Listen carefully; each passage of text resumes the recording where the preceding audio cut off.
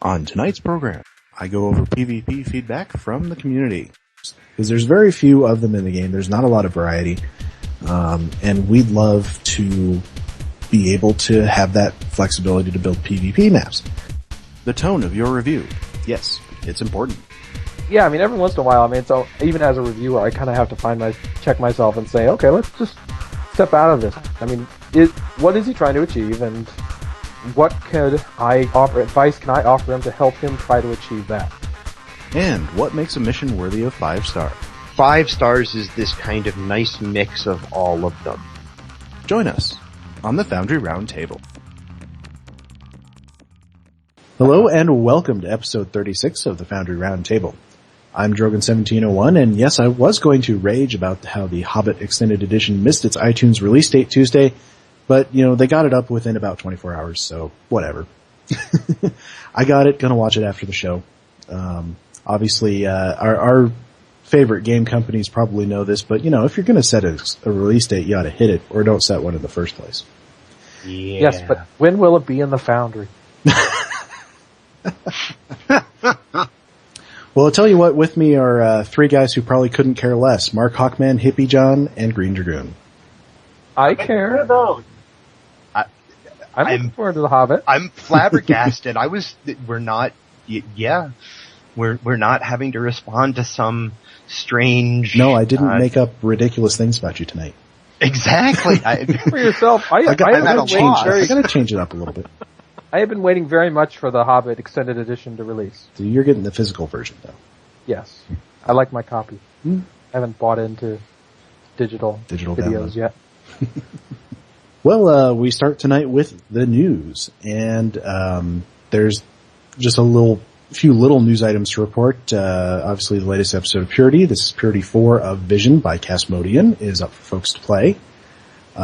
Next week will be Relentime 82's mission, and then the finale by yours truly. Other little news items, we got some patch notes today, nothing strictly Foundry related, but all the cruiser commands are going live. These are little, they're sort of, I liken them to the Paladin auras from World of Warcraft, where it sort of gives you a passive boost and everybody else in your party a passive boost. And there's different ones and different ones depending on what you're flying. So I think that is Foundry related, in a way. Mm-hmm. This is a change that's occurring to all cruisers in the game here, and if you have cruiser mobs in your Foundry mission, they may begin using these new powers. I asked about that in the patch notes thread. And this does not, NPC cruisers will not be using these. I should say, Bradflake said there's no plans for NPC cruisers to use these at this time. Gotcha. That's good news, actually. So I mean, next, tomorrow, they may announce that, yes, NPC cruisers are using these, but for the moment, what we've been told is no. I think that's really good news, but actually. That is information that, players. Information that Foundry authors need to know is that, they won't have to worry about these in combat balance. If indeed they're going to worry about it. I was. So I had been thinking about that for, since they talked about those commands going to all cruisers. I was like, Nope, for the moment it will just be player cruisers. The other thing I wanted to briefly talk about before we get into anything else is I wanted just to put this out there to the community of Foundry players. If you're browsing through the Foundry menu and you run across a mission that says test version on it, please don't play it unless the author has asked you to.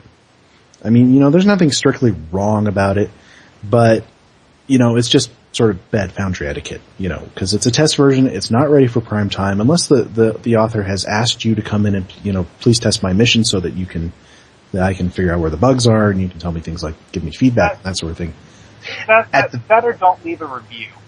Yes, I was going to say, at the very least, don't start it, don't leave a review. I'm actually very secretive with my test missions. I mean, they're only up long enough for me to grab them, and then after that I'll pull them and then share them with anyone I need. Yeah. I generally do that, but forgot a few things that when I was doing a test publish over the weekend, and somebody played it, and it's like, okay, But still, just general advice for people out there. If it says test version on it, avoid it unless the author has asked you to. I suppose you could duplicate it and then wipe it. You could, but I don't know. I don't always trust the duplicate process. I never trust the duplicate process. So let's move on to what we've been working on. Greendragoon. So, this last week I've actually been off the grid dealing with some personal things. And so not only have I not been in the Foundry, I really haven't been online on anything. But things are starting to settle back down, so I'm kind of trying to push towards back to my normal routine. That said, before I took my unexpected break, I did get some stuff done in part 2. This would have been 2 weekends ago. And I had been working heavily on map 8, and I guess you could say I have been like waist deep in puzzle making. Huh. And I know I've talked about it in the past about the com badge idea I've been working on, where you basically have this persistent map dialogue that basically doesn't close down. So no matter what you do, it always minimizes to an OS button, and that basically represents your persistent use your com badge, and then you use it to coordinate with a couple of other groups that are working on the map off screen.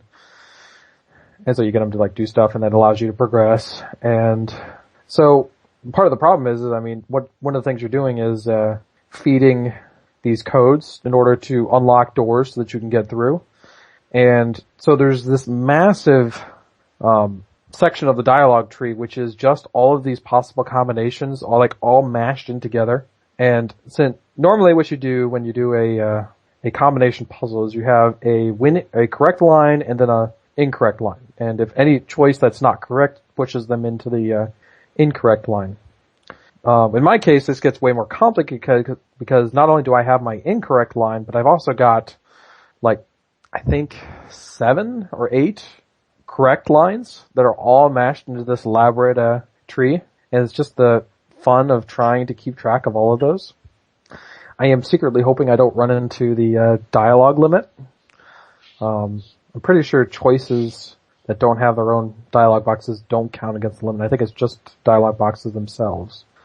But yes, it's become a very big monstrosity, so adding in a new line is an increasingly complicated task. Because every line has to have each digit, and then each digit has to have choices for all the possible combinations that all link back to whether the winning or losing line. So yeah, it's very complicated, and that's just one of the characters. I've got a couple of other ones that thankfully won't be as complicated that I've got to build in too. So I've been working on that. The good news is that this is map 8 of 11, and map 8 is by far the largest one. If I was to equate it, I would say it's closest to the Persephone map in part 1, except that it's all custom and whatnot. But it's that big where you do a lot of stuff on a single map. But after this, maps 9 through 11 are actually very small in comparison. Map 9 is a battle off, it's on a map that's already built. Map 10 is one of the few space maps, and then map 11 is the other space map. And both, not a whole lot happens. It's mostly battles. It's kind of the climactic end to the episode. So once I can get through map 8, it's actually kind of like a home stretch through maps 9, 10, and 11. And once I get through that basically means that while the dialogue isn't polished yet, the mission is in a completed enough state that where someone else could go through and play the mission, which I'm hoping means that I can start pulling in a select few people to start testing and get a little bit of early feedback. Right on. Excellent. Pretty good place to be at. Yeah, it's one of those things that the little more it's kind of a drudge through map 8, but it's like I know that every little bit I get closer to finishing map 8 is like the home stretch where I can see the end. So light at the end of the tunnel. Yeah. And anyone who's followed me for a while now knows that this has been a very long project. So yeah, because Let's see, when did you finish part 2? It's been over a year. Yeah. Or part 1 is over a year since I launched. I was going to say, because you haven't published a mission since we started this show. Yeah. It's not for lack of working although on it. actually, neither have I. But that's I was thinking about it. I was thinking about it this way, yeah. That is about to change for me, because I'm about to publish essentially 2 missions within the next couple of weeks. You and I are very similar, except that instead of putting your energies into multiple projects, I've just been dumping it all into one. And I've been dumping a lot of energy into things that distract me from the Foundry. There's always that. There's always that. All right, Hippiejohn, what have you been working on? Well, I've been unable to keep my mind focused on one thing, but all that means is that I have 2 projects that I jump back and forth between, and in my mind I'm trying to see it as there are comic book writers out there who write 3 and 4 comic books a month. They're just keeping different storylines in mind and working on them at different times. So that's what I've been doing, is working on 2 different ones. The first one is the Mayhem cartoon episode 3. It's by far going to be the longest of the Mayhem episodes to date. Without doubt, actually. In my mind, it will be the longest of the 3 that, I will have made. And it should be a little bit different than people have come to expect, but it should still be cartoony. Right now, with that, I'm working on putting a whole lot of Borg in a whole lot of little sleepy Borg alcoves. The other project I'm working on is the one that you inspired, Dragoon, is the Targ handler in the first city being a minor NPC that people don't use, that has grown into an idea that really, it's going to take me some time to do, and I don't want to talk too much about it, but it's going to be my attempt at proving I do more than just silly cartoons or lighthearted comedy missions by doing kind of a more classic war story. We keep, we're told by the game that the Federation and the Starfleet rather, and the Klingon Empire, Klingon Defense Force are at war. That war is not a pretty wonderful thing, and one type of movie that I've always liked is old war movies. And what I'm gonna do is I'm gonna watch a bunch of old war movies and try to tell a war story from the point of view of the Klingon Empire as a KDF captain. So those are the 2 things I'm working on at the moment. I've always been partial to A Bridge Too Far. I like that one as far as too. war movies go. That's something I've kind of wanted to do a little bit as well, is tell sort of a war movie when I had it incorporated into one of my far off projects. So hopefully I'll get to that one day. I had a thought for that mission for you, Hippie, is you ought to find somebody to make a mission that tells the Federation side of that, of whatever particular battle you're going to be in. Ooh, that'd be awesome. Yeah. Hey, writers out there, get in touch with me on my Twitter or on my private message me on the forums, or figure out how to get in touch with me. It's not that hard. It's the internet age. All right, Mark, what have you been working on? Other than tinkering with making a PvP map, which, as we all know, you can't actually use for PvP, not a whole lot. Let's say that you toured the guys through your PvP map example after the last show. I don't know, what do you guys think? It definitely has the right ingredients. What I saw of it, it's got the ingredients for good PvP, ground combat happening. The only thing I would change about it is I would want to see it decorated more if it were actually able to be a PvP map, you know what I mean? But as it is, it shows some of the real good potential for what you can do with multiple levels and things like that. I thought it was a really good job. Excellent. Well, we plan to talk about PvP a little bit more later. So, we will pick that up later on. What I've been working on is I got my Purity episode to the testing phase, which means it's essentially done. I'm just getting feedback from all my playtesters. And, while that's going on, I decided to real quick pick up a mission that I had started for one of the previous challenges and abandoned, because I thought, how fun would it be to put together sort of a horror-themed mission and put it out on Halloween. So I've got, less than 2 weeks to get this done. I've got a lot of the script written. I know where the maps need to be. So, and I'm not going to say too much about it at this point other than zombies. And maybe even breen zombies. Well, I say zombies, but it's actually more like Reavers from Firefly. That's how they're going to be. They're going to be, living people that have just been driven completely to like homicidal rage. It's going to touchstone one of the Star Trek movies. It's going to involve the breen. So I think it should be fun. It's going to be a very quick build for me if I'm going to have it out by the 31st, which of course is next Thursday, not this coming Thursday from our perspective, but next Thursday. Obviously that's going to compete a little bit with Cryptic's new featured episode, but that's okay. I don't care. Other than that, I've just been sort of kicking back because obviously the really, really hard work for my Purity episode is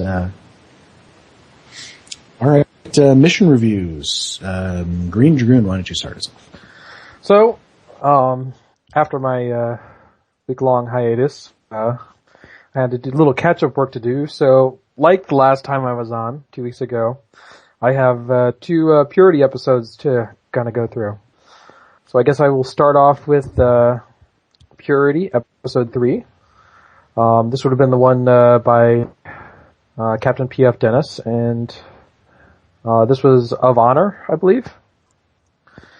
So I believe you are correct. Yes. So basically, this one kind of picks sort of in a way it picks off where part 2 ended, but it also kind of picks up where part 1 ended. In that you find yourself stranded on the moon that you were crashing towards in the end of part 1, which is kind of where you expected to find yourself at the beginning of part 2. And you're basically there forced to survive.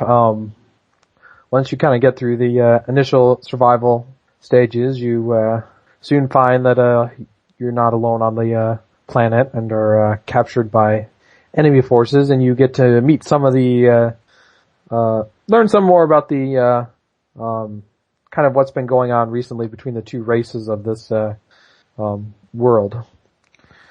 Overall, I really enjoyed it. I think I've given every one of them 5 stars so far.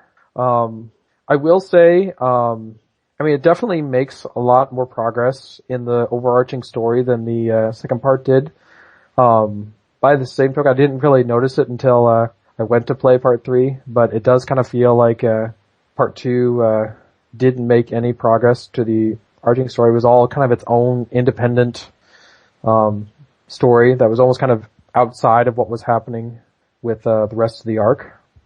Because literally, you do kind of pick up immediately where part 1 picked up. And thankfully, as I was kind of voiced my concerns about this before, they do explain what happened to you in part 2, and so you're given a reasonable explanation. In a way, part 3 is also kind of expanding upon that. This is kind of your chance to kind of interact with the people versus kind of playing a role like you were in part 2. Build-wise, maps excellent as ever. I don't think this series has any bad map editors. I could go on and about how great the maps are. And of course, CaptPFDennis is a veteran author, and so has definitely had his fair share of complex builds. I liked the progression really well in this one. It was definitely kind of nice to kind of have things moving forward again. Gameplay wise, gameplay was good. It was all ground, but given the plot of the story, it was pretty understandable. I would say I didn't find anything too difficult to follow. I will say that there was a number of instances where the author kind of had to request you to kind of play along. So, for instance, you're captured and you're supposedly deprived of your weapons, which of course you're not deprived of your weapons. I mean, that's a Foundry limitation. But then at some point he has you fighting hand to hand, so he has to ask you, hey, can you disarm yourself and go have your boss stand off so they don't interfere? And I'm kind of hit and miss. I mean, on the one hand, it's actually it's really kind of a lot of fun to do the fight barehanded. So, but at the same token, I'm always kind of hesitant when you have to ask the player to kind of step out of character and deal with something like that. So I'm of two minds on that. I ran into that same thing when I was building my mission Raktajino in a Jar, which eventually became a Spotlight. Because I had you in a prison camp, and obviously I can't, as Foundry authors, we can't take away your weapons or anything like that, or prevent you from using them. So, I mean, my approach is to have, nothing that required you to use your weapon until you, in the story, broke in and stole some. Yeah, and that's generally how I do it as well. But yeah, I mean, there's a couple of small things like that is like just slight, well, we've kind of got to get you to kind of play along. I mean, and I thought about tweeting CaptPFDennis while I was playing is like, yes, I played along, I took off my weapon. I gotta say, one thing I did notice is that during that fist fight, I don't think the guy ever hit me back, and I'm not entirely sure if that was just because I kept knocking him down, or because if there was like a Foundry bug at work there. Did you take damage? I don't remember him ever hitting me. Because I know sometimes, if it's like a reskin or something, sometimes the animations won't play. That's true, and I don't know what because to get a mob that will only do melee, you have to reskin one of the animals, and sometimes they just headbutt you. Okay, I don't remember him headbutting me, but you're right. It may have been a case where he reskinned it as something in the animations didn't line up, so he kind of just looked like he was standing there. Possibly. Because yeah, he definitely wasn't using a weapon. So I don't know, that might have just been the case. Cryptic, we could really use a melee only humanoid mob. Yeah. I know they have some encryptic missions. So anyway, I really liked the escape.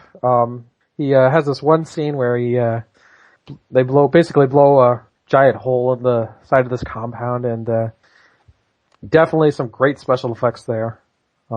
Yeah, I really love that. I like the bombardment at the end of the mission. You're supposedly getting shot at from space. Obviously, he can't really have like any of the phasers coming down, like orbital strike or something like that. But I mean, still, he's got you surrounded enough in the explosions that as they're going off that you definitely kind of lose yourself in the moment a bit. Overall, good progression. I enjoyed the mission.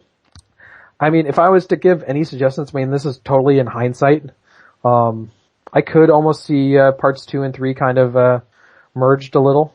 I don't know, I think you'd have to cut out a few bits just to keep the length down, but it's one of those things where it would have been nice if part 2 had some progression to the arc overall, just because it did kind of make it feel like it was this outside element. I could have seen something really cool where you don't get the dream, or you get captured first, and then you meet the person who can basically give you this vision, and then that kind of acts as basically a journey of, or a development, in that they don't trust you at first, and until you kind of go through this process, that's part of your earning their trust. But like I said, they're all featured now, so I kind of give these in hindsight, knowing that there's not really much the authors can do about it. No, not really.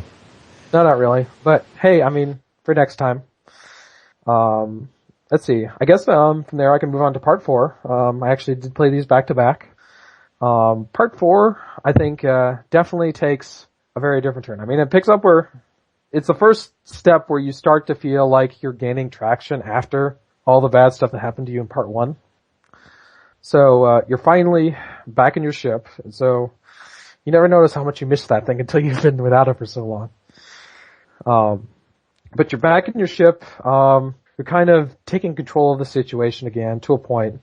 And part 4 is much more investigating kind of how deep this goes. So it actually takes you away from the planet where you have been for the last 3 episodes, and actually going and exploring like other leads, like on other parts of the galaxy. Let's see, I believe this one was Castmodeans, part 4, and I am spacing on the title. Purity of Vision. Purity of Vision. So, I mean, that makes sense in that it's definitely kind of exploring, not just, so up till now, the story has kind of been the culture that this planet has, and it's the impacts of first contact. This one kind of starts to dig into the Admiral herself and what might have been her motivations or her side of the story.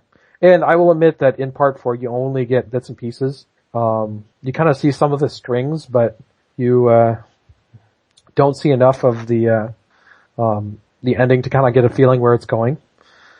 But it's definitely pretty clear that the Admiral was not working alone. And at this point, I'm a little confused as to how some of the plot threads fit together. But it's one of those cases where I imagine that'll be explained later. I mean, we still have 2 more episodes to go through. I should say, I hope we explain it well. Yeah. I'm sure certainly that is our objective. Whether we do it well or not, I don't know. Hear about it. Yeah, absolutely. Once again, great maps. I mean, I kind of feel like a broken record saying, yeah, great maps, great maps, great maps. But yeah, I mean, Castmodean does a great job. He's got he's got a couple ground maps. He's got a ship interior, and he's got a colony. I definitely like the colony. I mean, it definitely felt like something you could kind of explore. I mean, it was big enough that it didn't feel like just like one of those little villages that you sometimes get in cryptic maps, where it's just a few buildings and that's it. I mean, there's like areas of the city. I mean, there's an upper area and there's a lower area, which is very cool. The ship interior was kind of an interesting one. It was basically, I mean, I had to look at the map to kind of get this, but it was basically a redress of another interior, not a starship one, but I think it would have been one of the generic ones, but it's definitely nice and detailed. It was kind of weird because he has 2 decks of the ship that you go to, and instead of like loading up a second map to do the different deck, he basically has the same deck again, except he changes things around a bit. So it's kind of got the same layout, except he changes who's on it and whatnot to kind of imply that it's a different deck. Pardon me a sec. Apologies, I had to cough there. Okay. Yeah, and it's one of those cases where it took me a sec to kind of realize what he was doing, because there's no transition. When you get into the turbolift, it just kind of stops glowing, and you're like, what just happened? And then I kind of realized, he expects me this to be a different deck. So, I mean, yeah, that was kind of thing. Definitely very detailed. I've got a trick I like to do for that, where I despawn the turbolift in front of you and spawn one behind you, and have, I don't know, something pop up and say, welcome to deck 6, or something like that. Yeah, I don't think he could do that in that case because he was working within an existing interior. So he kind of had to follow the same layout. That can be tough. Yeah. Yeah, I mean, there was definitely a little bit of trade-offs. You might possibly be able to pull that off with a few of the larger interiors, but even then it'd be tricky. Yeah. And I mean, I don't know how much time he was working with. It might have been a case where he kind of just had to work with the same interior twice just to save time.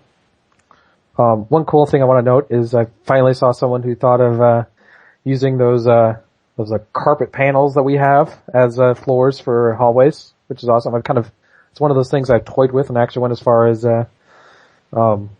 laying down, figuring out how they fit together. in order to form a more cohesive shape, but I really hadn't had any chance to test it or do anything with it. But it's still kind of really cool to see another author playing around with that. I think they're named something platform, isn't that right? I think so. I mean, it's been a little while since I've looked at them, but yeah, they're basically those like half a section carpet panels. Yeah, they're very strangely shaped. Yeah.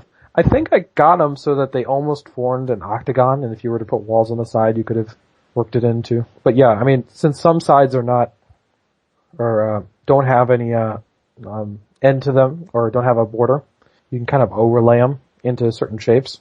It's just a really pain to try and get the positioning just right. Gameplay wise, I found it, combat was decent, nothing too challenging. He does have a puzzle, and this is the first puzzle I have seen in the Purity series. So kudos for that. I did in fact solve the puzzle. I managed to get the. I mean, he didn't make it too hard, but definitely challenging enough that you kind of had to read what was going on and pay attention. But nothing annoying like obscure trivia or like high-end math problems. Well, that's because Bazeg wasn't making it. Yes, or Zorbane.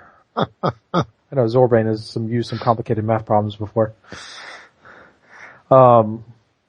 Overall, I mean, I don't want to say too much at this point because, again, like back when I was doing part 2, I haven't seen how it plays out yet, and so I can't really pull any judgment until I see how it goes.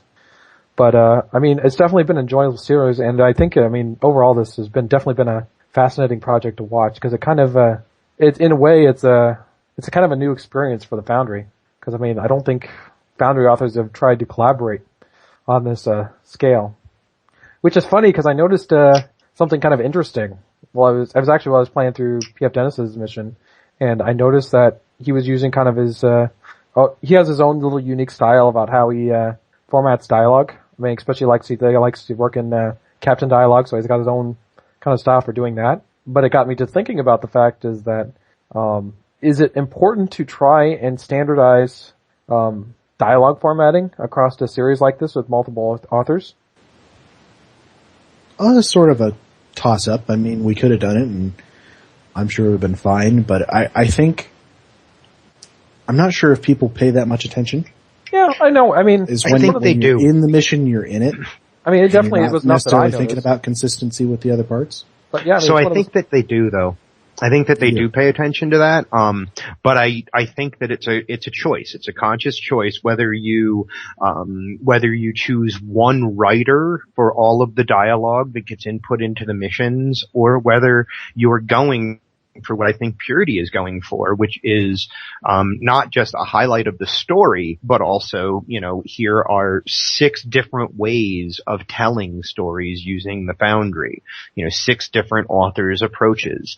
I kind of like that, as well, but there is something to be said for, a consistency in dialogue and tone and whatever. And I think, in that case, if you're looking for that, you're looking for one person to be doing, that dialogue writing and such. So, or and these are things we didn't do, but you could have somebody who's sort of a designated script supervisor that, you turn in you go and write your script, and then you sort of turn it into one person who makes sure it all looks pretty well consistent. Well, I don't know that it necessarily has to be so far as to have every script approved or have one person write all the dialogue. I think I work in like a certain amount of content development, and what we do is there's often a style guide that we have that basically specifies here are all these conditions and here is how you format it properly for each condition. So, working in journalism, we have our own style manual that nobody else uses. So, I mean, obviously I don't... Yeah, but honestly though, I think that's useful up to a certain point, but as long as it's approximately the same, I don't think it would be much of an issue. Yeah, but I mean, you could come up with, this is how we handle Captain's dialogue, and this is how we handle, non-dialogue choices, and this is how we, agree to format titles. But I mean, it's kind of one of those things I always kind of wanted to create, like a style guide. I mean, one of my 1,000,001 things I've thought about doing is kind of sitting down with Cryptic's missions and really taking a hard look at how they format like titles and how they use out of character text, how they use mission info text, how do they handle captain's dialogue, how do they or what techniques do they use for formatting bridge officer dialogue? Because I mean, in the case of an author working on his own, it's really author's choice. I mean, it's his mission. He can take it in whatever creative direction he wants. But when you have these multiple people working or trying to do it, then you kind of adds a whole new dynamic to it because your work is no longer alone. You suddenly are kind of... We have talked about on this show being internally consistent. Yeah. And being consistent with yourself. And when you have a series like this, yeah, I think you're probably right. Yeah. Probably would have been better had we made sure to standardize, this is how you do captain's dialogue, this is how you do bridge officer dialogue, that sort of thing. But yeah, I mean, it's one of those things that it didn't even occur to me that this might be an issue with multi-person arcs like this. Until, I kind of started to notice some of the differences in writing between the various authors. And so, it's like one of those things. It's kind of why this is such a fascinating project, is because it's raising all of these new aspects that previously we've never even really thought about because that's a non-issue.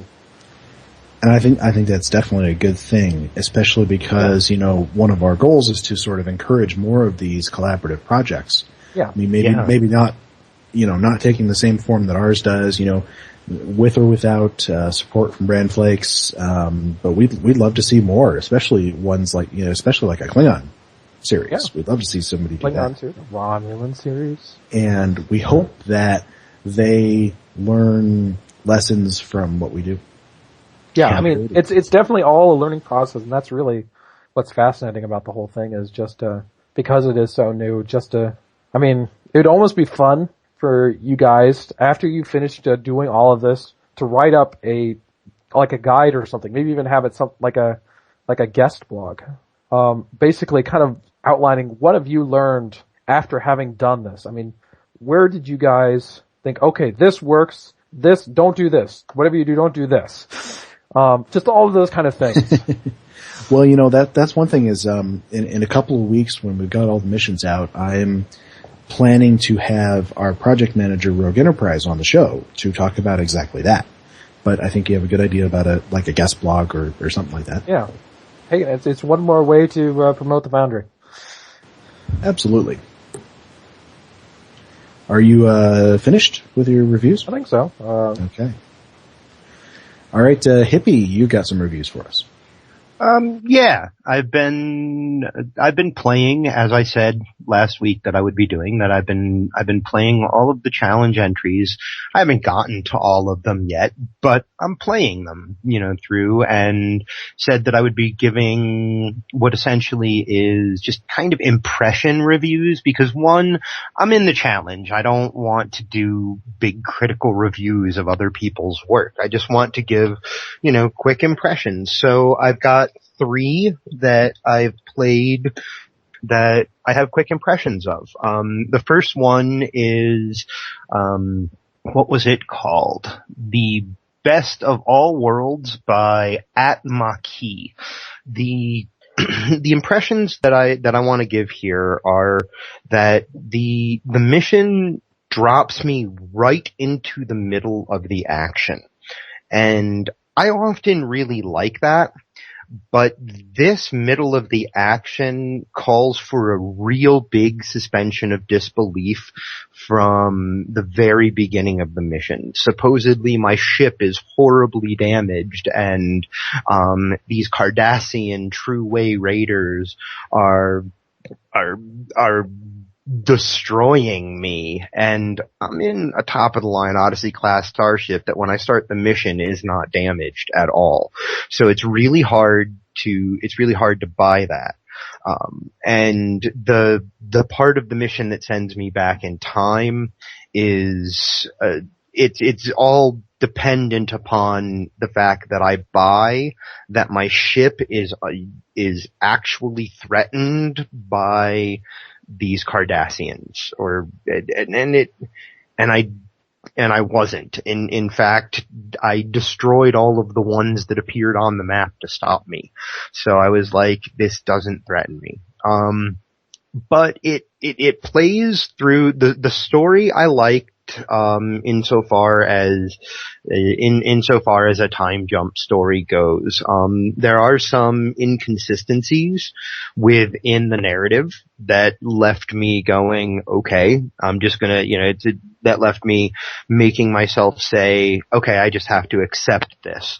Time travel stories are really hard. That's one impression and observation I have, after playing through some other people's missions, is that the consistencies and the inconsistencies that are possible when you're taking your main character and hopping them around through time are just incredible. And this one, there are a few inconsistencies that totally hit me. There's some pretty decent map work in the mission, and overall, I'm going to say I enjoyed the 40-ish minutes I spent playing it. I didn't write down anything else, aside from just, these impressions of things. I also played Pursuit by P. Sutherland, who is, he won whichever Foundry challenge it was that I think it was number 6 that was about the Tholians. He did the Depths of Nukara Prime, where he did that really incredible map, that really incredible underground under Nukara map that was just superb. And my overall impression here is the same. Like, I really, really enjoy his work. He does fun map stuff. His storytelling is, someone asked me recently, what is one of the first things you look for when you're rating a mission and when you're reviewing a mission? And that, for me, is internal consistency. As we were talking about with the Purity missions, is just, for me, it's an internal continuity and story consistency with itself. And Sutherland does that really well. The only issue that I have is that the story is again about the race, the Askar that he created, which is cool. I love hating them. So that means he's created a good, person that I love to hate in his missions. So, the issue though is that it is so far, like, his storyline that he's built up over a number of missions that he's created is so far off of canon that even what is the real universe before I travel in time is so different that, story-wise, I guess what it is I have this opinion about the challenge missions, and I think it's that they should be one-offs that are, for the most part, like, I know mine is in episode 2, right? And I'm saying I feel like they should be one-offs. But I feel like the mission should feel very, very contained and consistent within itself. And in this case, I think the problem that I have is, if I didn't, with this mission, unlike Depths of Nukara Prime, if I didn't know anything about this race, the Askar, however he says it, I don't know, going into the mission, nothing in the mission helps me find out about them. Whereas in the Depths of Nukara Prime, I got to examine computer consoles that told me about, like, some of the history of their people and stuff like that. So there's a weakness in that I'm working with these people that I know nothing about, and I'm not told why I should trust them. And so, unless I had played all that other stuff, I don't know enough about these people. So that's my impression there. And I also played the mission Maiden Voyage by Clint O'Bean. I wanted more from this mission based on its title and knowing that it's about the launch of the USS Voyager. Basically, it is about the launch of the USS Voyager. It's in there. But it's a really tiny part. And it only happens at the very end of the thing. And it left me wanting more. I wanted the whole thing to be about the launch of Voyager, and there was an aspect of the mission that to me was, I went from one combat to the next combat, from kill objective to kill objective to kill objective, and sometimes the dialogues in the mission were, they just felt like they were just pointing me toward and forcing me toward the kill objectives. And I don't love kill objectives, so there was that. But the characters are really strong in this. He does a good job of establishing who everyone is that you're dealing with during the course of the mission. That was to me the mission's strong point. From a technical sense, there were a lot of details on the map that had names like Wartarg 02. Now there's an interesting thing he does with his naming convention elsewhere that it'll be like Starfleet, Bar, and then, a character name or something like that. And all the Starfleet characters have that Starfleet and then a bar at the beginning of the name. But these were where I recognize them as what the Foundry calls something, Wartarg number or Wartarg 01 or things like that throughout the mission. And it was distracting because I'm one of those people that mouses over everything that I think can be moused over as I'm running through the mission. And so I saw a lot of these base Foundry names for things that where he's created a brand new asset, this entire colony of people, they all have their individual names, but where he's used a pre-existing cryptic asset and dropped it on the map, they have those numbered names. So those are the 3 missions that I played this week. I, as yet, have 9 missions left to play before I vote. So, that's what I got. All right. Well, let's move on to discussion topics. Yay! Do you want to start us off, Hippie, with your topic? Sure. For me, my topic is, we have talked previously about how to respond to negative criticism when you get it. And what I want to talk about is an aspect of negative criticism that is not about how someone responds to it, but rather how to present negative, or not even how to present negative criticism, but the fact that the tone that you present your criticism with affects the message of what you're trying to say, and how that works. Things that, for me, for example, any mission that I choose to review and say something about give a review of, I am always looking for what that author did well so that I can talk about that, because I think that's really important to talk about so that people know what they're doing well. One of the things I learned from a sports coach in high school was that positive reinforcement is actually more powerful than negative reinforcement. And when you say something, when you're giving a review, what do you guys feel about the tone of a review and the way that people talk about other people's missions? And it's funny that you say that. Yeah.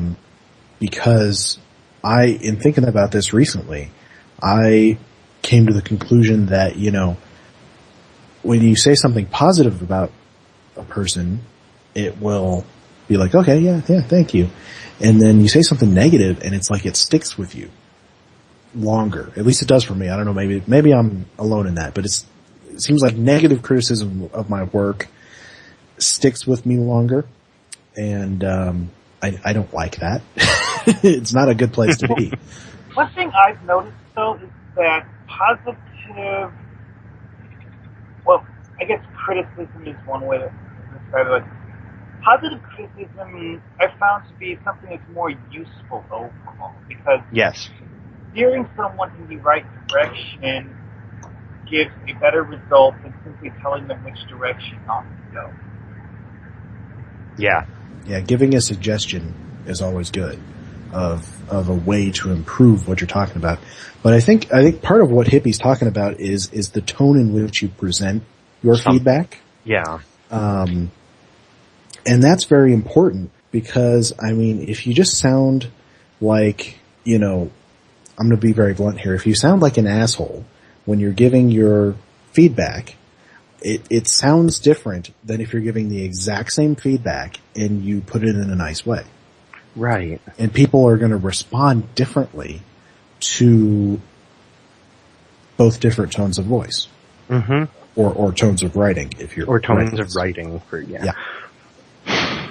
And I think people are going to respond better and listen more to what you have to say. If you put it in a, I would say, you know, not necessarily nice, but diplomatic way. Right. And of course, you know, this is all very subjective and people are going to react differently, different ways. But I think, you know, we're just talking generalities. I think if you're nicer about it, I think people will respond better. And you have more of a chance of getting across your thing. Never really gets a good response from the person you're angry or ranting at, simply because of the fact that the person's going to tune half of what you say out and ignore it more often than not, just because of the fact that you don't like listening to it. Yeah, exactly. They're just going to say, okay, you're not being very nice. I'm going to decide that I don't like you, and I'm not going to listen to anything you have to say. Even though it might be like the best advice in the world that they could have got. So I mean, go ahead. I was going to say, I think there's one other thing too that occurs that is, for some reason, when people are saying something negative, they often feel that in order to, when we're feeling negative about something, we often really want people to know or understand why, especially as a reviewer. You want them to understand why you did feel negative about it. And I guess what it is you don't have to repeat things in order to, part of the tone of a review is to try to make, like, for me anyway, is to try to, you know, make a point and move to the next point. And I know I'm guilty myself of rambling, no doubt. But sometimes I would say you don't need to repeat yourself again, you know, again and again during a review in order to make a point, kind of thing. So it's funny you kind of brought that up because there have been a number of occasions in the recent past where, for instance, someone will come on the forums and they will say, I want to do this. And my gut reaction is, yeah, you could try and do that, but I don't think it's going to receive a good reaction. You're going to run into these problems, and so I usually will try to convey that as nicely as I can. That said, almost always there will be some kind of response from the player or from the original poster, and at some point they'll usually either kind of take my advice or they'll say, I think I'm going to do it anyway. At that point, I don't press the point. I mean, if they have heard my advice and they decide to continue on, and I will let them. I mean, it's their choice. It's their mission. And I'm certainly not the master of all Foundry. And I mean, I've been on this show long enough. You guys have been around me enough to know that I'm kind of picky sometimes. No, really? But I mean, but the funny thing though is that you always put it in a nice way. Yeah, but when you're being picky. But I mean, that's the thing is I don't consider myself the superior in charge of the whole Foundry and what is and isn't right. I mean, and every once in a while, I mean, some will do something that, had they told me about it ahead of time, I would have said, well, that's a bad idea. But they will manage to pull it off, and it'll actually turn out great. So, I mean, I can certainly not see all ends, so... Yeah, certainly your reviewers can be utterly and blatantly wrong. Yeah. Or slightly wrong. And, I mean, there have been cases, I mean, where, I'm trying to think, like, for instance, Lisa's mission. I mean, he, made a conscious choice to go out and do these scenes where they were basically his attempt at cutscenes, where your captain was still there interacting with things, but you were told that he's not there, he's not part of this. And I felt that it was kind of a step out of, it was breaking the fourth wall a little. But that doesn't stop the fact that he still produced a compelling story, and that his story could not have been told had he adhered to my puny little stringent guidelines over here in my little corner. I mean, to put it nicely. So, I mean, yeah, I mean, every once in a while, I mean, so even as a reviewer, I kind of have to check myself and say, okay, let's just step out of this. I mean, what is he trying to achieve, and what advice can I offer him to help him try to achieve that? It's not my... You sort of have to remove your expectations and prejudices from it. Yeah. And it's a very difficult thing to do. It is. I mean... Really, really difficult thing to do. I mean, I've talked to no end about it. I mean, my thoughts on the subject. But at the same time, my way is not the only way. Absolutely. And I often have to sit back and figure, okay, what's he trying to achieve? And how well is he doing at achieving that? It's not what I think his mission should be. It's how good is he at doing it, bringing his vision to the Foundry. That's so true. That is a great way to look at it. Yeah. It's not what I think his mission should be. It's how good are they at making what seems to be their vision something that we're all seeing. Yeah. Well, with the challenge entries, that's a bit easier, though, because of the fact that if it's just a random mission you happen to find in a database, a lot of the time it's hard to be certain what the author was shooting for. Right. Again, that's though, true. This is one of the reasons why I like to discuss people's, I guess you could say, goals when writing missions, because it gives me a better idea of why they did things a certain way, because I have on multiple occasions talked with people about missions where I'm like, okay, so why did you do that? It didn't make sense to me. They explain why, and I'm like, oh, okay, well, instead of what I suggested the first time, you should do this. Funny. Yeah, you sort of finding a way to help them achieve what they wanted to do. Yeah, and in a couple cases that can actually get really hard because, I mean, especially with new authors coming in, sometimes they have a hard enough time that they can't convey what it is they're trying to achieve. And so as the player or reviewer, I'm kind of lost as to what they're trying to do.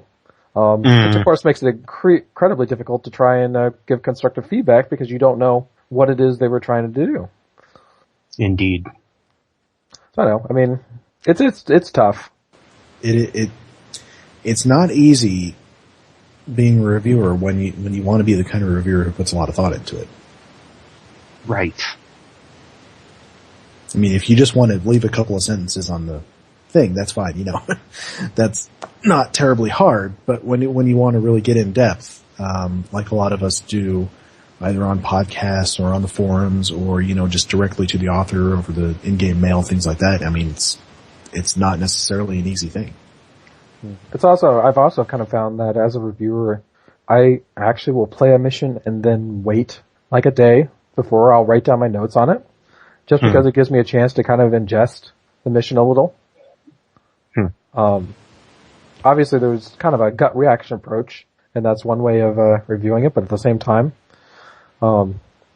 taking a step back and coming back to it, it kind of allows my feelings on it to settle and to kind of figure out, okay, how do I really feel about this? Also, the quiet contemplation thing gives you a chance to ponder the aspects of the story, and maybe you'll make a connection between two elements of the story that you just didn't notice the first time. Yeah. I mean, and how many times do you go and like watch a movie or see some new concept or something or some new design, and your immediate gut reaction is you don't like it. I mean, admit it, who here was kind of thrown off by the Odyssey when it was first shown? Not me, but, you know. Come on. I always loved it. I was gonna say, hands up if you always loved it. I kind of loved it. And all, you know, loving something is also a gut reaction. I mean, a gut positive reaction that you sort of, when you think it over later, you're like, I hate this. Well, I mean, yeah, there's... Personally though, when I first saw the board tip, I immediately thought of several other things that I'd seen elsewhere because it had a similar outline. And honestly, some of the comparisons that I came up with were favorable, some weren't, and honestly, in the long run, none of them were relevant. But I mean, at least with me, with the Odyssey, I was like taken aback by it. I was like, 2 necks? What's up with that? That's not right. And so it wasn't over the course of sitting down and kind of mulling over it until I finally said, I kind of see it. Now, okay, there I can see it. And I was like, oh, okay, maybe this will work. So you're not to this day one of those people who considers 2 necks some sort of war crime. No. I'm one of those people that the odder Federation ships look, the better, because simply making things that are slightly V-shaped versions of a Constitution or a Galaxy class bores the snot out of me. It's part of the reason why I like the Nebula so much, is because it has similar elements to the Galaxy class, but they're rearranged in a way that makes it look so interesting. Oh, I love the Nebula. Comparison. Nebula was my favorite ship until the Akira came along. So, I mean, that's a large part of the reason why I liked the Odyssey, is because it didn't just go where every other Star Trek ship has gone before. It actually had new elements to it that they didn't have previously. Well, anyway, I think the general point before we got off on ships is that sometimes your initial reaction is not your final reaction. True. How many times have you watched a movie that you didn't like the first time, but on a subsequent watch, you're like, oh, I actually do kind of like this. Well, many times. More into it. Yes, many times. One example would be this movie called Real Genius, where the first time I watched the movie, I'm like, that's okay, I guess. And then after watching it 2 or 3 more times, I realized just how many weird details the guy who wrote the movie script put into it. And then I'm like, wow, that's cool. Yeah, I know. I actually was kind of meh about the original Stargate movie. And it wasn't until watching it a few times that kind of grew on me. I was like that, believe it or not, with the very first Lord of the Rings movie, The Fellowship of the Ring. First time I saw it, I wasn't wild about it. I can believe that. The reason, and the reason was, I spent the whole movie thinking about how different it was from the book, and how different things were from what I had had in my head for so many years.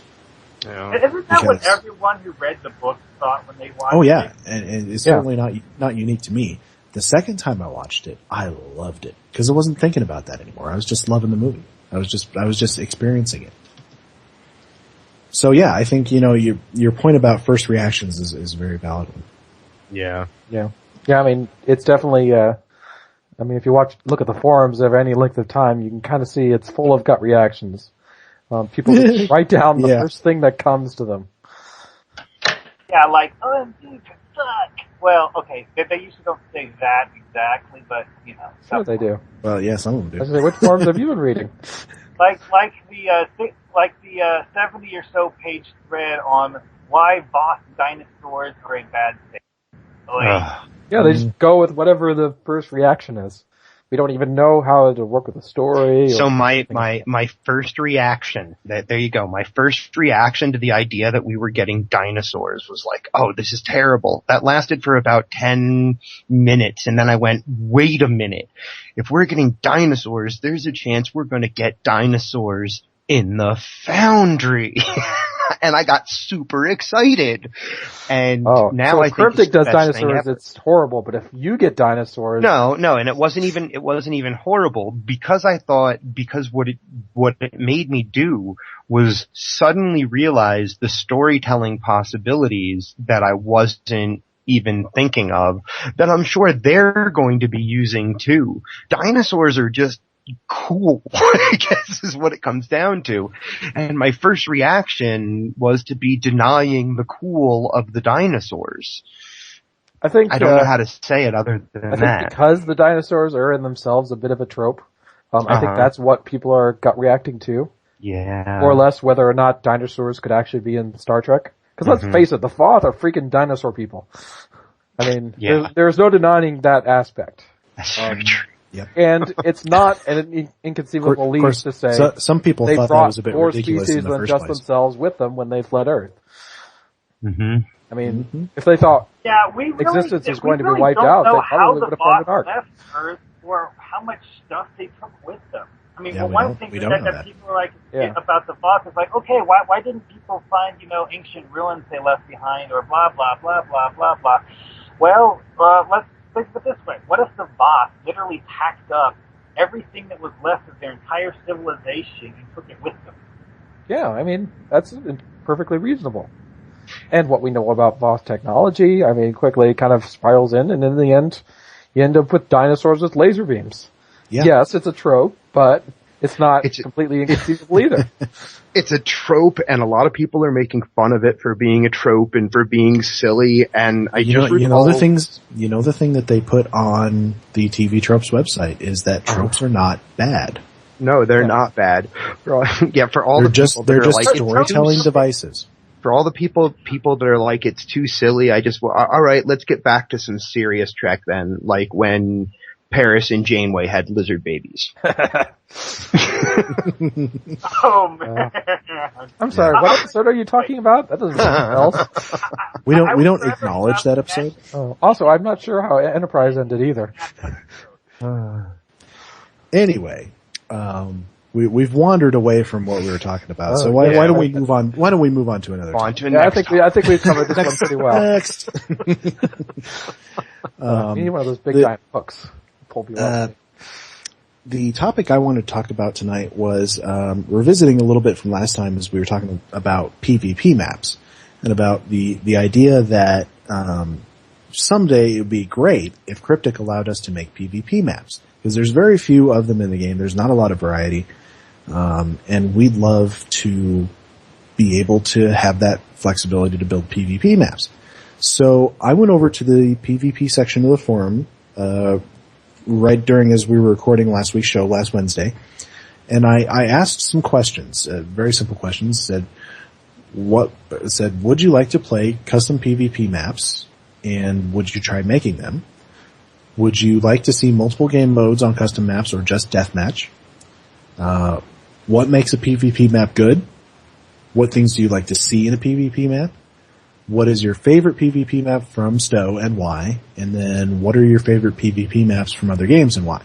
Now, first off, nobody really said anything interesting on that last question. For myself, I was thinking of things from like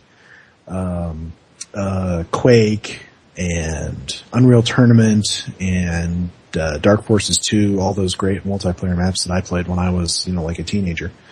And, lots of people love certain maps from like Call of Duty and things like that, and I was thinking of things that I would recreate if I was able to make PvP maps for Stowe. All of which would be ground maps, incidentally. But I did get some interesting, about 5 people responded, and I got some really interesting, feedback on this. Almost all the people who responded said that they would love to play custom maps. And that they would like to create some. Dark Frontiers said he might even make some with some actual backstories to them, which I always thought was good. Introducing a little story into your PvP is always good, because we love story.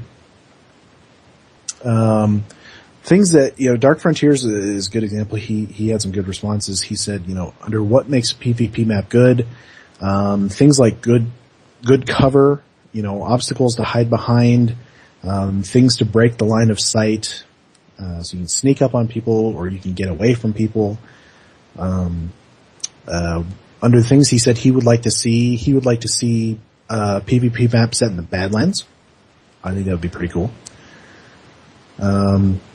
He likes the capture and hold type of gameplay. He thinks that it makes the battles a bit more spread out, which I would probably agree. Arena, of course, is good for a solid team experience, he says. Eisenwolf mentioned, and this is not something that I thought of, and this is, I think, one of the really good responses I got from Eisenwolf. He says, what makes a PvP map good? He said a map which hopefully doesn't ruin the frame rates for players. And that's kind of that's why I went and asked these guys. Because I wanted to. Makes a lot of sense.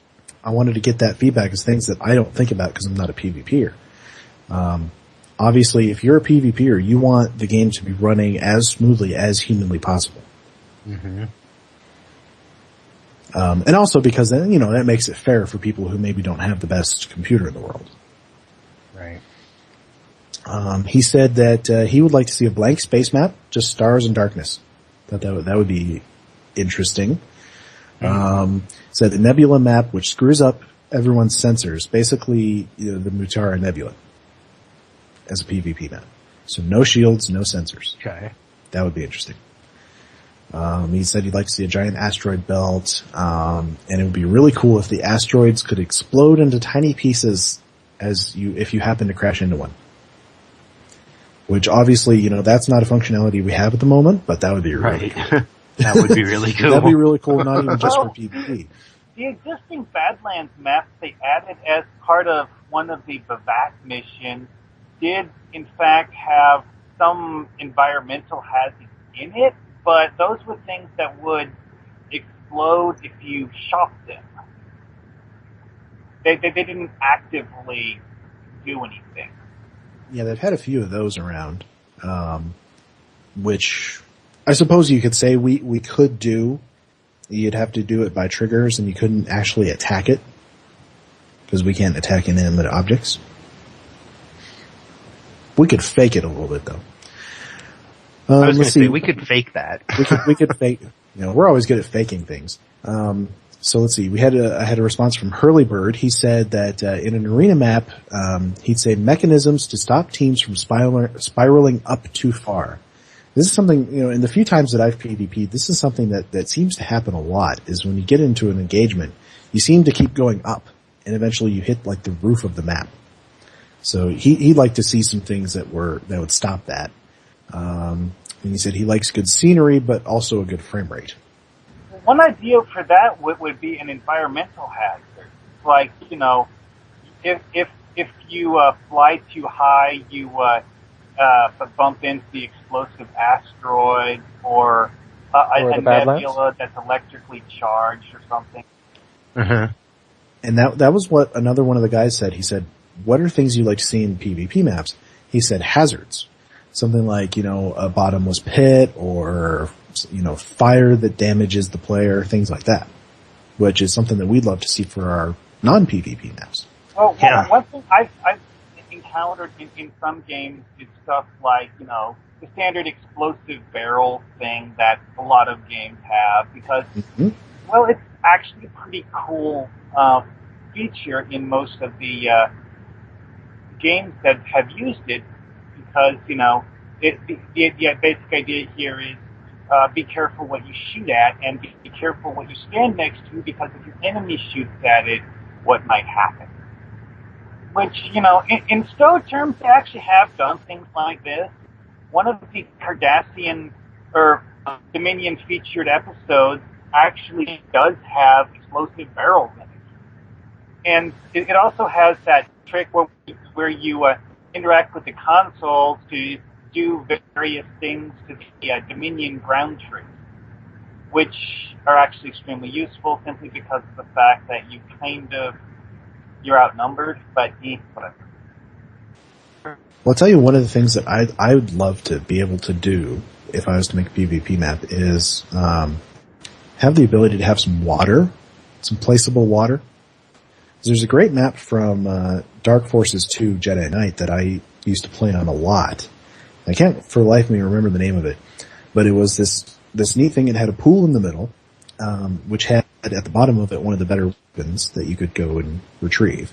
It had some catwalks, it had ramps, it had secret areas. It was just a really fun map. And I think probably if we got this ability, I think probably a lot of what I would do is remake all my favorite old multiplayer maps. But for things like that, it would take some things that we don't have access to now. Right. I think Neverwinter might have placeable water. Yeah, that's unhelpful. Something else to ask for. Unhelpful at the moment, but hopefully maybe Gecko will hear these things and get it to us. Well, placeable water asset has been on the list of requested assets in the forum for quite a while. No doubt. There's many things on that list. I was going to say, that's a really long list.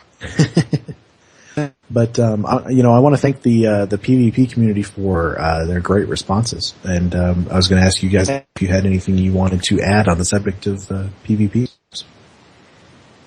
I just see it as, so one thing that I don't have the best handle on is how to make combat challenging when I'm designing a mission, say. And one of the things I'm encountering as I'm playing through other people's missions is that the combats aren't particularly challenging, and that's not entirely because we don't have access to really big mobs, or it's somewhat because I could learn a lot about tactics and how to set up enemies from the guys who PvP all the time.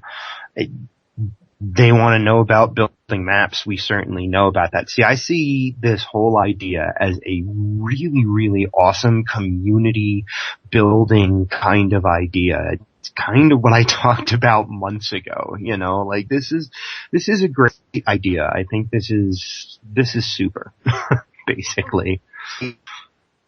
Well, the way I see it is we would, to do this, you would need to do a few things.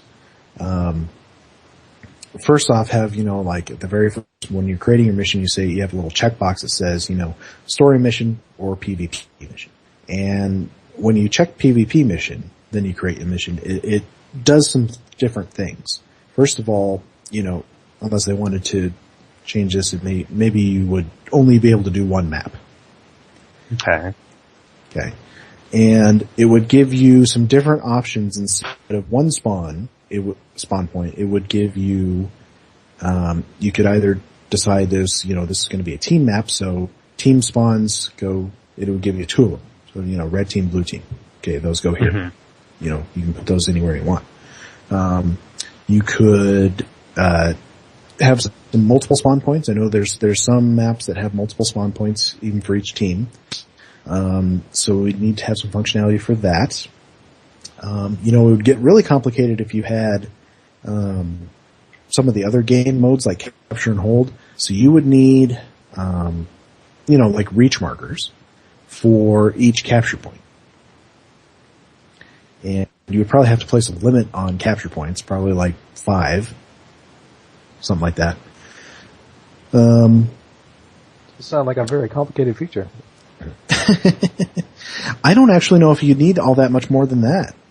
I mean, if you wanted to do something like Shantytown, it could get really complicated. Well, see, one thing I've been pondering is I keep thinking back to the Aliens versus Predators games that I played over 10 years ago. Ooh, that had some great maps. When I think about doing PvP maps, because, that's part of the reason why I made my maps so three-dimensionally complex, because that's the cool thing about the way they did their maps, is that there were all sorts of different paths you could go. It wasn't a simple matter of red base goes down the whole way to get to the blue base and shoots at the blue guys along the way. It didn't do that. Another one would be one of the old James Bond console games. I don't remember exactly which console it's for. Maybe the N64. I don't know. GoldenEye, though, is what you're talking about. Yeah, that one. Where, again, most of the maps had multiple ways you could get from point A to point B. Granted, the GoldenEye ones, they gave you every single map in the game to use for PvP, and several of these maps, let's just say that they weren't designed with PvP in mind. As an example, one of them had this thing where the entranceway was, there was this snowy plain outside, this really big door you can walk through, And if somebody happened to booby trap the door and you spawned outside, you were kind of SOL. But, again, the ones that they had that were actually designed for PvP tended to be things that were kind of like the assimilated starship interior, where you have 3 main rooms and a bunch of hallways that connect them to each other. In the Aliens vs. Predators games, they broke that up, making the rooms themselves three-dimensionally complex, and they did that to a certain extent in that James Bond game too, where you have balconies, you have these. You go out in the hallway, you have a brick in the hallway. One might go up to a balcony, the other one might go to a different room, and stuff like that. And of course, you have walls and all sorts of other things to hide behind. Which, that was what made stuff like that fun for me, is because you have all these different options, and what you're doing is you're trying to outthink your opponent. You're trying to figure out, okay, my opponent, as far as I know, is somewhere in that general direction. What is the quickest way for them to get from there to here? Which way are they most likely to use? And where is the best place for me to ambush them? I mean, it gives you a lot of decisions to make while deciding what to do, even though what you're doing is just the same old thing that you would otherwise do in PvE missions, where you just walk up to the enemy, shoot them in the face, and then go find more enemies. Yeah, I would agree. I mean, I think back to the great multiplayer maps that I like. There was always, even if it was that sort of simple red base, blue base, go at each other, there was always multiple ways to get around the map, and ways to get behind people, great sniper perches, all that sort of stuff. And I think we can make that variety in the Foundry. I mean, we have the tools to make great maps, and I think we need some more places where we can make maps for some more game types. I mean, add to that the other things I'd like to see. I'd like to see us be able to make social maps. I'd like to see us be able to make STFs. But, we need Cryptic to obviously, do the things, get the programming to allow us to do this. That's the crutch, obviously. Right. And, it's just, just fun discussion until that happens. So, why don't we move along? Our next topic is, one that's sort of going to be different for everybody. But, the question is, what makes a mission a 5-star? You're playing through a mission. What to you makes it worthy of 5 stars and not 4? So, Hippie, let's start with you. Wow. Yeah, you asked us this before the show, and I said that I'd sit and I would try to figure out what it is for me that makes that difference. And I guess I need to preface whatever my answer is with the fact that I don't believe in the 5-star rating system at all, especially in this weird weighted 5-star rating system that displays your different weight dependent. But it's not working for me. Overall, the way that it's shaken out, it's not working in my mind. The reason I don't like a 5-star rating system is any kind of rating system that you set on a scale of 1 to 5 or 1 to whatever, they all tend to gravitate toward the kind of 60th to 80th percentile. So you gravitate toward 4 stars no matter what happens is what it comes down to. And it means that there's something inherently broken with that way of rating missions. I don't know how to fix it. It's a statistical thing that I have no idea how to fix. I'm not real good at math, necessarily. And it comes down to what makes me tag a mission 5 stars is when it's perfect in my eyes or in my playthrough of it. Now, that could mean that in a dialogue tree, an author could have multiple misspellings down a path that I never went, and I didn't see them. So that's that can happen. But when I say perfect, what I mean by that is, I mean that the story catches my attention and never lets it go. The characters that are supposed to be interesting, or at least feel like they're supposed to be interesting, are interesting. The mechanics of the gameplay never annoy me, and the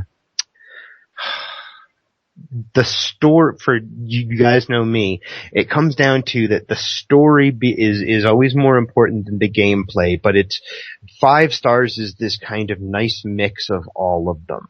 And sometimes just a cool trick that an author does that I had never seen before will get me to give a mission 5 stars. That's happened in the past as well. So that's the difference for me. 4 stars, you can get 4 stars from me with a lot of things wrong if the story is really strong. So that's all I'll say. That's what makes it 5 stars to me. Excellent. Well, I'm actually, yeah. I think of myself as being rather lenient when it comes to 5-star missions, simply because of the fact that, well, the way I see it, what I'm looking for is reasons to say that the mission sucks. I mean, that's the simplest way I can think of to explain it. And when I don't see those, then I give it a 5-star. I mean, like, if the person has, some particularly egregious spelling errors, okay, that's a problem. But, 1 or 2 minor typos here and there, whatever.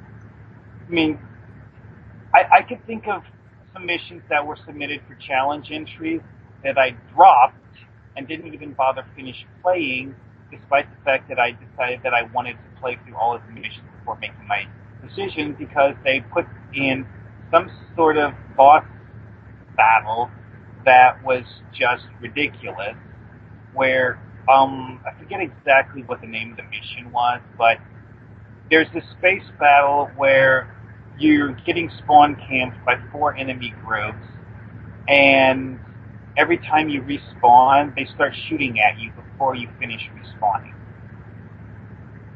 And there's 4 enemy groups or something stupid like that. I have no idea what the guy was thinking. I pointed it out to him, and he apparently didn't care, so whatever. See, that for me is a very good reason not to give something 5 stars. In fact, I gave that one considerably less than 5 stars, because aside from having an impossible-to-win battle, there wasn't any other reason to like the mission. I mean, I suppose, if I tend to be rather unforgiving if it's a mission that's generally boring and unappetizing to play, where I'm like, okay, when is this going to be over with?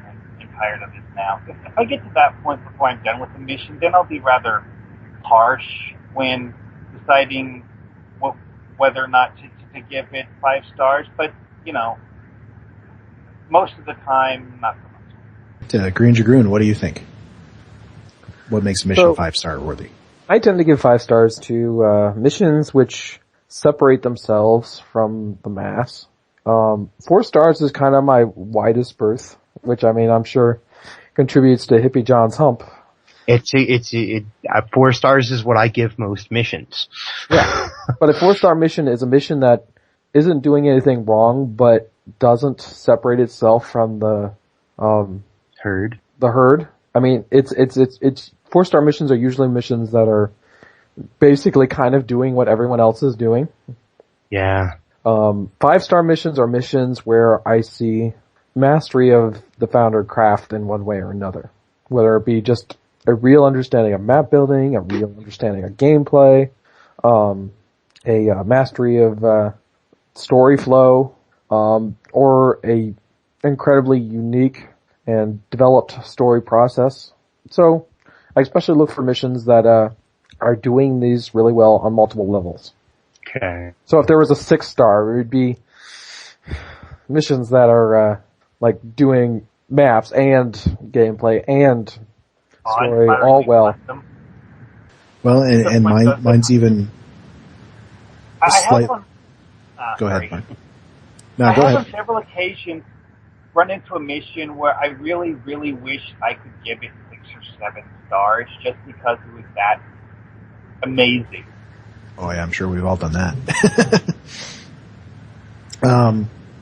So I mean, there's 3 different ways, and I even do a slightly different one. I mean, I'm like you guys. 4 stars is sort of my default if I liked the mission. But for me, when it pushes up into 5-star, it's when sort of everything comes together. All the different little elements that make up a good Foundry mission are all done very well and all integrated together in such a way that I'm not ever taken out of the story and not ever, when I get to the end of the mission, I'm not thinking those are great maps, or I'm not thinking that was a great story, or I'm not thinking that was really well done dialogue. I'm thinking that was great overall. It's not none of them stick out to me as better than the others. It's when all of it is integrated so well that I'm just thinking, what a great mission. That's when I give it a 5-star. It's almost the criteria is to make a Foundry mission that doesn't feel like a Foundry mission. Mm-hmm. So there you have it. 4 different ways to look at it. That's a quick one, and I certainly invite anybody from the audience to tell us what makes a 5-star mission for you. Let's see. Greendragoon had a topic for us. It was he wanted to talk about opening text in a mission. Yes. Explain that a little bit. So when you're browsing through the list, every mission has a paragraph or 2 basically describing the mission for people. And for me, I've always kind of considered that the Foundry equivalent of the elevator sales pitch. You only have a limited amount of space, and even less if you consider that you really kind of have to in a crowded Foundry list, you kind of have to grab the player's attention quickly. But the question is, how do you make that opening or that description good enough to convince players to play your mission? How do you sell your Foundry mission? I say I usually, and I don't know if this is necessarily a good way or the best way or anything like that, but I'll just tell you what I do, is I tend to keep it pretty short and sweet, and just try and tease the mission a little bit, give them a little bit of setup and a slight idea of where it's going. I mean, obviously I'm going to keep any plot twist secret, things like that. I'm going to try and get them excited about what it's going to be. And it's not necessarily easy, and it's usually about the last thing I do is that summary at the very beginning.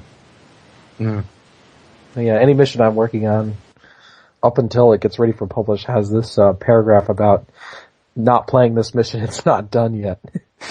It's always like this default paragraph. It's always named test, please don't rate. Yeah. So I don't know, what do you guys think? How do you approach your summary? So I was going to say, I agree. I try to keep it short and sweet. It sell them on the idea if you can, basically. If you can't, I'm a big believer of something in college that I learned was, most films sell themselves within the first 5 minutes of the movie as to whether you're going to really enjoy it or not. Some films are an exception to this, but most within the first 5 minutes attempt to get your attention. And I try to think that the shorter that you can make your point, the better in those journal descriptions. So I kind of feel that you have a couple of points that you need to tackle. First off, you need to give the player enough of an idea of they can expect to know whether or not it's for them. I mean, you can run the gambit and make it too vague, and uncover a plot that threatens the very Federation. Okay, that actually gives me nothing. I don't know nothing about this mission. But by the same token, you don't want to give away too much that they have a complete idea of or how the mission is going to play out. Another thing that you kind of need to do is, you need to differentiate your mission from everyone else's mission. So, I mean, how many missions out there are responding to a distress call, or plots to the Federation, or threaten the Federation, or a new enemy? I mean, there are a million and one missions that are selling that, so you kind of gotta sell your mission, explain to the player, how is your mission different than the 40 other missions nearby that also are doing the same thing? I mean, if you keep it, so yeah, it's almost a way of kind of making sure that you throw in enough twist to kind of intrigue them and kind of differentiate your own thing, but at the same time, not giving too much away. Mm-hmm. You definitely don't want to spoil the mission, because then people won't want to play it. Obviously. Yeah. Like, you don't want to give your whole plot away, that's for sure. No, definitely not. So can you guys think of any, like, good examples of, descriptions that sold a mission well, or descriptions that, didn't really, do it for you? I think I've seen some that are just far too long and involved, and I think to myself, probably no one's ever going to read that whole thing.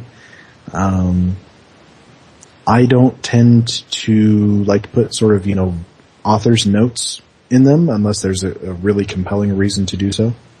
Yeah, I have on some occasions seen people who would do like a part 2 of 3 where they attempted to write a complete recap of everything that happened in part 1 in the mission summary. Yeah, that's tough. That's not where I would put it. I mean, one thing we've been doing in Purity is sort of, the previously on Star Trek kind of thing at the opening, and I would put that in sort of the opening dialogue.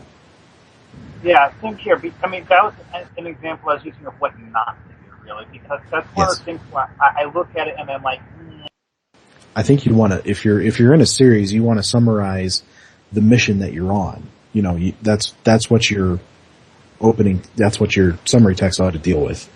And you can summarize the previous mission when you get into the dialogue. It's kind of like what you would see if you were looking on the back of the jacket for a DVD, where it's a summary of what happens in the movie. I mean, it's that style of writing. That's a good way to put it. It's a good example. I know sometimes in mine I will keep extra notes related to, for instance, if I'll put a note in right before the season goes live saying that season updates are prone to break Foundry missions. That's an interesting approach. When I do that, though... Yeah, I saw you post that today in a thread on the forums. Yeah, but when I do that, I usually put it in out-of-character text to separate it from the mission description. Here's a good thing. Something that you should include, and something I'm guilty of not always including, is the door location. Yes. The location to start the mission. Put that in some... Because it's easy to find that again if you get into it and you don't remember where the mission's supposed to start.